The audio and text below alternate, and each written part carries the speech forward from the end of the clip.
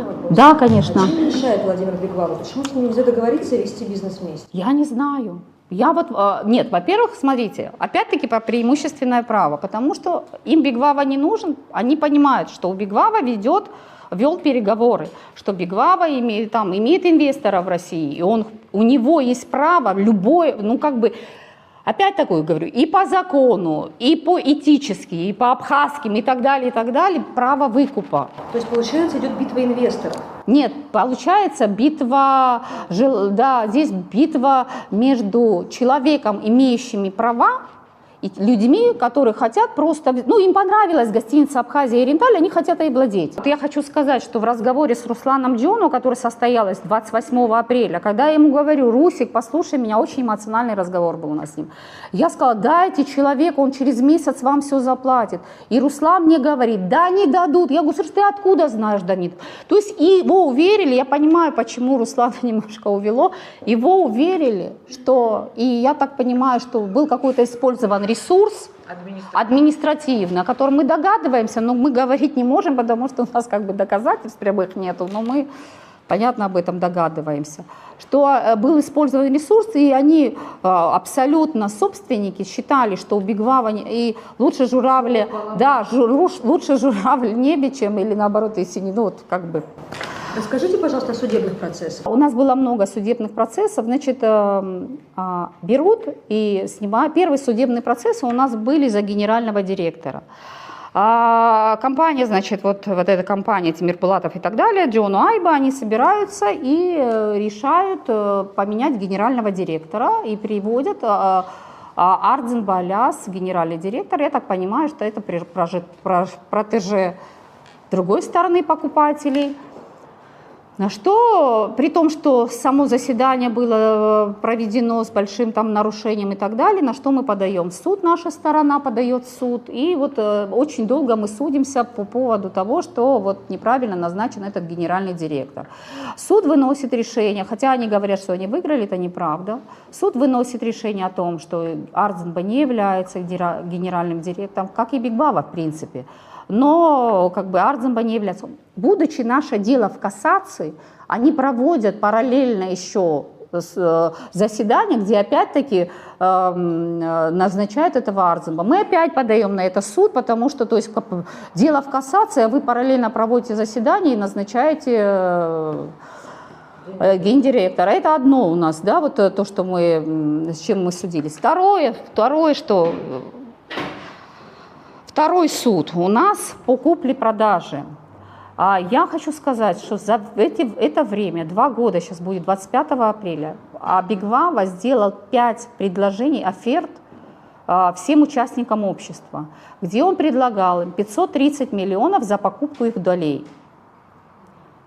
Всем. Кроме Почалия, в Орентале он не продает, его доля она даже не рассматривается. Предлагает, еще раз подчеркиваю, по-моему, если я не ошибаюсь, 530 миллионов. Правда, Дана? 530 миллионов. Да, по 2 гостиницам 530 миллионов. В июне 2025 года проходит продажа внутренняя между Айба и Тимир Булатовым. Она покупает все доли его, то есть она становится, владеет все долями Тимир Булатова за 10 миллионов рублей. Мы понимаем, что эта сделка ничтожная, да, но в 40 раз дешевле. В 40 раз дешевле Тимир Булатов продает долю Стелли Айба. В принципе, по закону, они внутри общества могут делать все, что угодно. Они могут за копейку продать, допустим, да. Но наши адвокаты, московские, сухумские, то есть у нас очень много юристов вокруг нас, поверьте мне, каждый шаг, который делает мой супруг, отслеживается всеми юристами и Абхазии, и Москвы, поэтому мы максимально хотим юридически выверенно идти. И к этому мы пришли, тоже я уже говорила, хотели все делать по закону, но, к сожалению, не получается. И наши, учитывая, что Чачба и Агрба говорят о том, что мы владельцы, они Не сказали. Зачем далеко ходить? Люди сказали мне. Они ходят по сухому, говорят, что они купили, что Вова Бигвавов уже там никто и так далее, и так далее. Наши адвокаты говорят, да, раз так, ребят, давайте подаем в суд. Сделка должна быть ничтожной, потому что Стелла Айба представляет интересы Чачба-Ягрба. В этом случае по закону сделка должна признаться ничтожной, потому что даже 0,00001% общества не может продаться за пределы общества, только внутри. Потому что, опять-таки, мы возвращаемся к преимущественному праву. Только после официального отказа Бигвава, который не отказывает, который говорит, ребята, я не отказываюсь, это мое преимущественное право. Мы на это вот по суду, мы на это подаем в суд. У нас сейчас этот суд длился, еще длится завтра, кстати, если кому-то интересно, приходите, да, во сколько? В 2 часа будет вот в арбитражном суде у нас судья, да, это по гостинице Абхазия, по гостинице Ориенталь была Мичба, она нам отказала. Несмотря на все неоспоримые доказательства, которые мы предоставили, при этом мы показываем в ноябре месяце, они открывают фирму Абхазия и Ориенталь, называется, дублирующую компанию, мы это им показываем, они говорят, нет, это не доказательство. За Стеллой Айба не стоят в Чачбе. Я на суде говорю, слушайте, понятно, не стоят. Почему тогда Фиалка и Ромашка они назвали? Почему гостиница Абхазия, гостиница Ориенталь? При том, что гостиница Ориенталь еще и Почали, оказывается, есть. Ну, как бы для нашего суда, ну, по крайней мере, для судья Мичба, я надеюсь на судью Джопа, может, она вынесет решение справедливое. То есть мы рассказываем, что Саид Агарба мне сказал, что он купил, Важа Чачба сказал, купил. Приводим доказательства, просто свидетелей приводим, что, слушайте, они сами говорят, они сами об этом говорят. Но это не доказательство, оказывается, нет. А последнее, это вот по суду. А последнее, то, что они подали, они хотят... Вернее, у них это пока получилось, понятно, это в законную силу, удалить из общества участника Бигвава за то, что 1,5 года последних он препятствовал работе общества. И они говорят, что он, вот, во-первых, не участвовал в том неочередном заседании. Во-первых, он не участвовал в заседаниях, где гендиректора меняли, это раз. Во-вторых, он не участвовал, когда прошла эта купля-продажи, там надо было поменять в уставе, Бигвава тоже не присутствовал, потому что он считает, что мы на суд на это подали. Он, конечно, то есть он там не присутствовал. Он считает эта сделка ничтожной. И вишенкой на торте было заседание, когда собрание было 19 января. Вот здесь начинается очень интересная история. Значит, они присылают весточку о собрании, весточку о собрании, где они собирается генеральный директор Ардзенба, собирается брать в Универсал-банке, сейчас я буду говорить в долларах, потому что в рублях, если надо, девочки подскажут, там 500 миллионов рублей, 9 миллионов долларов под 8% годовых. При 18% рефинансирования уже есть нарушение закона, это раз.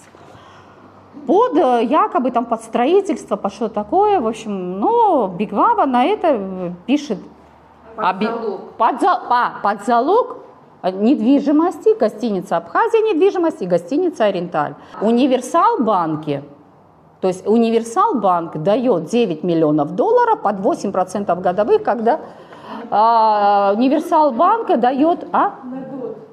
И он при этом дает эти деньги на год. И он дает, это банк, я имею в виду, банк дает компании, у которой, вот у нас есть тоже справка, которую мы взяли с УЭС, у компании задолженность за свет 380 тысяч рублей. Вот через год. Как должен был заплатить это общество эти 9 миллионов долларов? При том, что 9 миллионов долларов при таком большом объеме строительства, это не хватило бы даже залить фундамент всего того, что они собираются там делать. Говорят, введение в А эксплуатацию. там они даже поднять не смогли бы. Это максимально там, коммуникация и заливка фундамента. То есть мы понимаем, идет абсолютно рейдерская как бы программа. Кто учредитель Универсалбанка? Ну, вы так заострили просто внимание на Универсал. Мы не знаем. По нашим сведениям, мы это не знаем. Но один из бенефициаров, и опять-таки я не знаю, может быть это не так. По нашим сведениям, один из бенефициаров является Чачба. Но это я не могу это утверждать. Ну, какое-то отношение, насколько мы знаем, он к этому имеет. Поэтому я как бы заострила на Универсалбанке внимание. Может быть это неправда.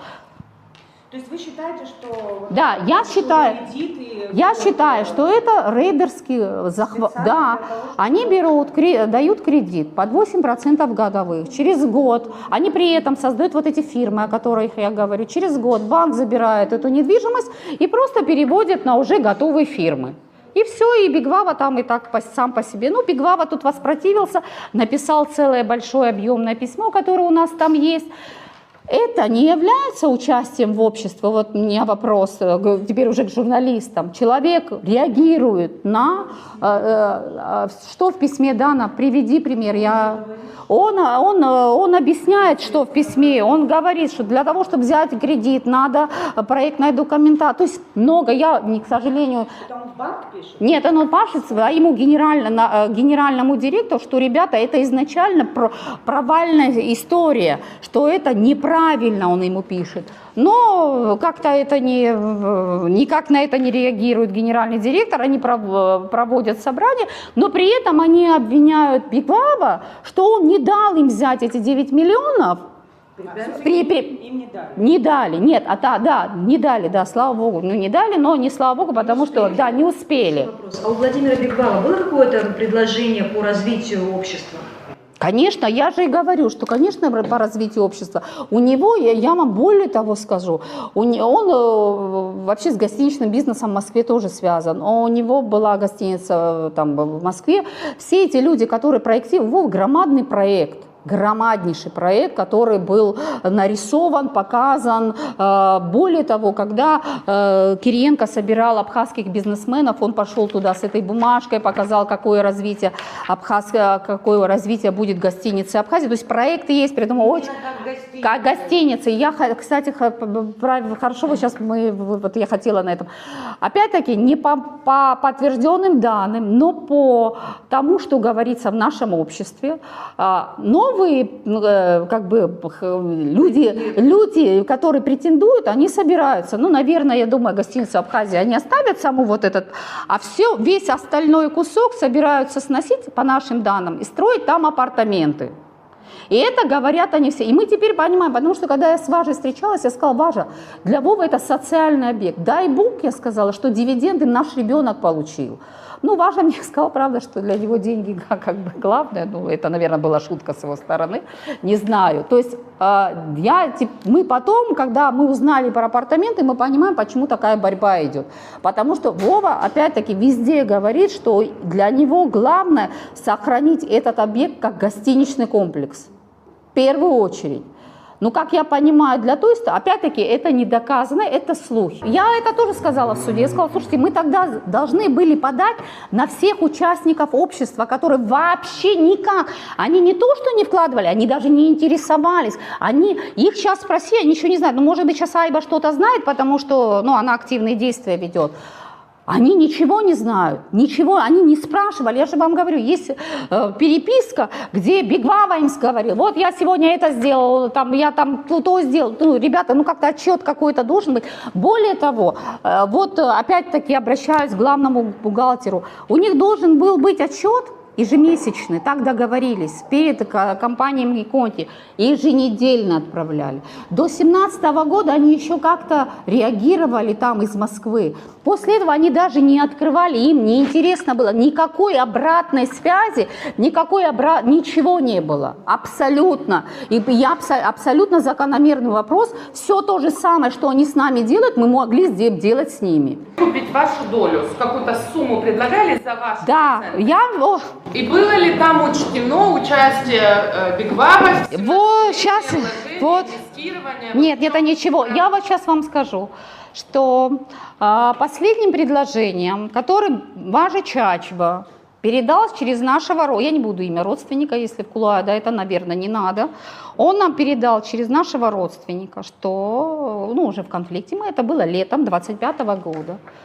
Он сказал, мы вот Вове даем 50 миллионов рублей, хотя в суде, я хочу еще раз отметить, завтра будет суд именно по этому делу, что где они говорят, что ни гостиница Абхазия, ни гостиница Ориенталь, они не имеют никакого отношения, но Важа Чачба через нашего родственника передает, мы Бигвава предлагаем 50 миллионов рублей или 20% в Ориентале, только в Ориентале, или, а вот здесь барабанная дробь, или он вообще всего лишится. Ну вот мы пришли к точке, когда они пытаются нас всего лишить.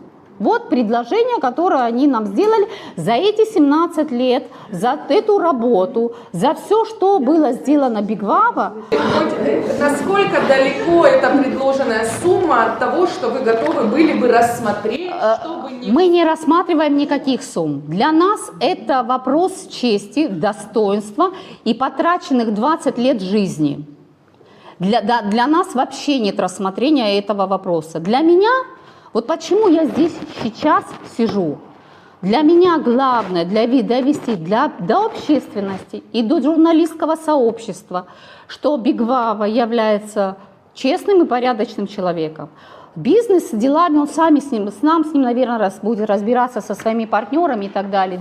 Моя функция здесь сейчас пришла для другого. Я вам пришла рассказать, как все это неправильно делается. Вот сейчас Дана мне напоминает про этот суд, который прошел у Гуля. Сегодня он прошел у Логова. Неоспоримые доказательства. Неоспоримые доказательства. Доказательства, то есть та сторона просит нашего адвоката, предъявите, пожалуйста, вот за эти 1,5 года, как Бигвава участвовал как участник, а не как генеральный директор в обществе. Мы говорим, хорошо, предоставим.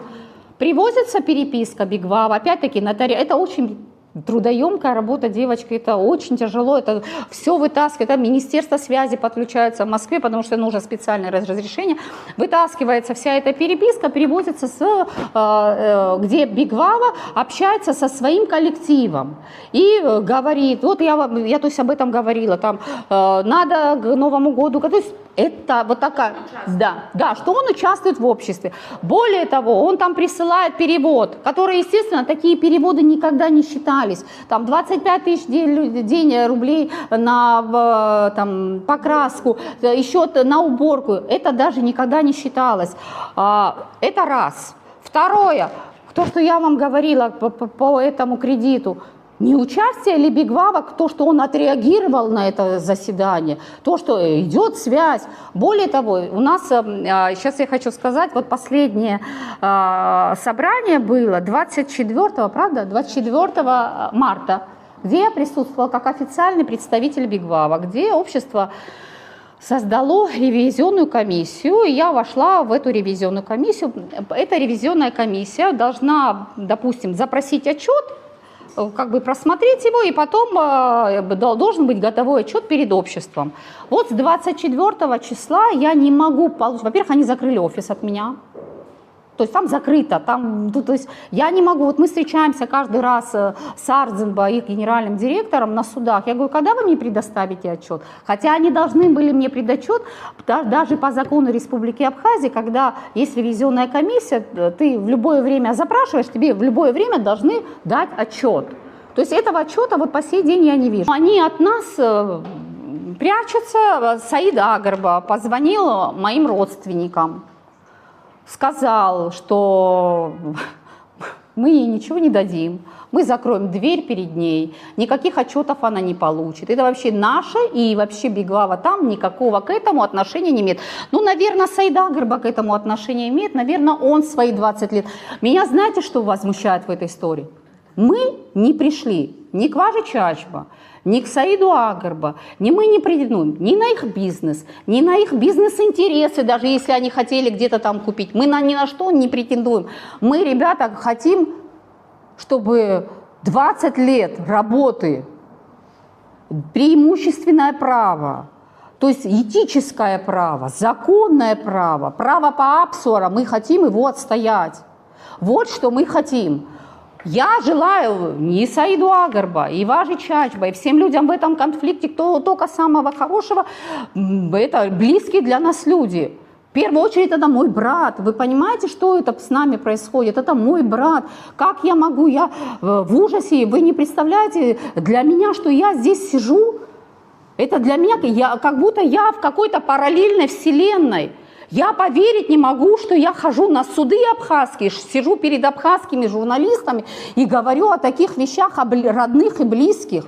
Для меня это личная трагедия. Гулия и Логуа ни один аргумент, опять-таки говорю, миллион, там не было ни 1, 2, 3, 4, там было много аргументов. Вот наш адвокат, опять-таки, если какие-то вопросы будут, она вам все скажет. Не учитывая ни одного аргумента, берет и полностью удовлетворяет иск Айба об исключении, то есть, допустим, 1,5 года, то есть, слушайте, вы за 1,5, допустим, он мешал вашему обществу, где, я вам рассказала, как он мешал. Вы 17 лет жизни вычеркиваете? Это где вообще такое видно? Это когда такое было видно? Когда мы в Абхазии стали такими людьми? Вы мне просто объясните. Скажите, если вот сейчас вы пойдете в кассацию, и суд, например, вынесет другое решение, вы готовы были бы теоретически, как вы видите идеальный исход этой ситуации? Вы можете выкупить долю у других учредителей конечно, и да. восстановить конечно, этот объект да, целиком? конечно. Вот Конечно, потому что, как вы считаете, есть 2 года борьбы просто для того, чтобы мы такое количество вовлеченных в это людей. Естественно, да. Более того, я вам скажу, это было, кстати, вот опять-таки, да, вот эти вот возвращения. Бигвава в 24 году в конце июля позвонил Джуну и сказал, говорит, Руслан, давай вот немножко все успокоимся, я к тебе приеду, мы поговорим. Вова приезжает к Русику и говорит, Русик, давай я сейчас привезу деньги, то есть есть инвесторы и так далее, и так далее. Руслан говорит, хорошо, Вова, но тоже надо, то есть то, что было, говорить, и вы плюсы. Да. Нет, не то. Я не об этом сейчас говорю, я не об этом. Он сказал, хорошо, Вова уезжает. Он говорит, я сейчас поговорю со всеми учредителями. Он уезжает, разговаривает, значит, перезванивает и говорит, Вова, дела лучше, чем я думал. Тимир Булатов согласился. Вова говорит, хорошо, Руслан, я еду в банк, это целая процедура, потому что он прям чуть ли не наличными пытался им все это платить, наверное, это не надо говорить. Вот, и вдруг через 15 минут Вова находится в банке, звонит ему Руслан и говорит, Вова, я не понимаю, что происходит. Стелла пошла в отказ, она уговорила Тимура не продавать. Вова, опять-таки, я нахожусь в Абхазии. Он говорит, ты представляешь, какая ситуация? Я звоню Стелле. И я говорю Стелле, это, кстати, вот на вопрос, связан с вопросом, о котором вы говорите. Я говорю, Стелла, объясни мне, пожалуйста, по какой причине вы не хотите продать Бигвава, но вы хотите продать Агарба. И тут она говорит, ты знаешь, она мне говорит, у нас есть обязательства перед Саидом Агарба. Я говорю, слушай, а какие у вас? Я говорю, то есть у вас есть обязательства перед Саидом Агарба, а перед Вовой Бигвава у вас обязательств нету? Я сказала, Стелла, вы вообще что продавали? Я хочу еще сакцентировать. При каждом президенте были проблемы. При каждом президенте, здесь журналисты, вы знаете, сколько вопросов было, потому что не строится гостиница Абхазия и все остальное.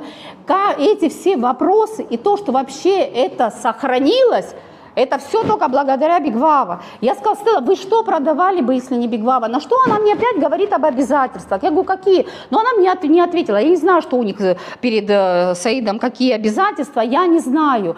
И вот еще хочу продолжить. Последняя СМС, которая тоже зафиксирована нотариально, которую написал Тимир Булатов Бигвава, он написал, я, Вова, выхожу из этого всего, потому что Стелла все замутила. Я вам прям прямую речь наизусть знаю.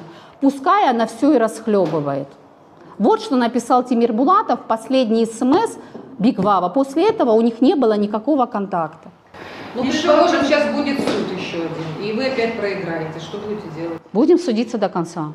До какого конца? Ну, есть будем закон, судить. или- Для меня важно довести до общественности Абхазии как неправомерно, по всем параметрам, не по закону, не по абхазскости, не по человеческой, не по, как это сказать, не как люди поступают. Для меня не по-людски, спасибо за подсказку, не по-людски поступают люди, которые и Вовины партнеры, и те, которые стоят за этими покупателями.